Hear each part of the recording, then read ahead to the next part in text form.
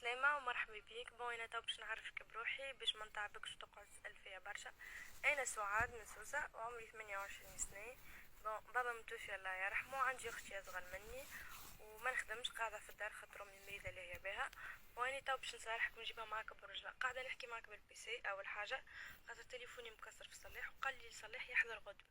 حتى البيسي حالته حليلة معناتها في حالة، حتى الكام مكسرة ولا تقهرت. فهمت؟ حسيت انا من ملامح كذا فيك انت رجله وعندي احساس باش ما تخدمش مخك عليا، هيك علاش انا ارتحت لك برشا. فهمت؟ يعني تو باش نقصدك في حاجه صغيره ما قيمتها كبيره في الوقت الحالي. ان شاء الله كان تحب تبعث لي كارتة اوريد باش نشارجي بها البيسي خاطر فلاي بوكس انا عندي، وتكون عربون صحبتنا، وكاين تكون رجله معاي نولي صاحبتك وصاحبة جو نتقابلوا ونعملوا قهوه. فهمت؟ يعني تو باش نجربك بكارتة اوريدو ومن بعد نحكي لكم مش كل شيء ونبعث لك فيديوهات خاصه وندلك ونخليك فرحان. فهمت؟ ونحكيو على مقابلة على مش كل شي. فهمت؟ بون انتي ماك تعرف التونسي التونسي راح مكان عجبتك صراحتي وحسسني صادقة معاك. ابعثلي كارتة اريد نشارجي الفلاي بوكس تاع البيسي ومن بعد نحلك باب قلبي، باب حنيني وكل شيء. حسيتني ماني صادقة بلوكيني. باهي.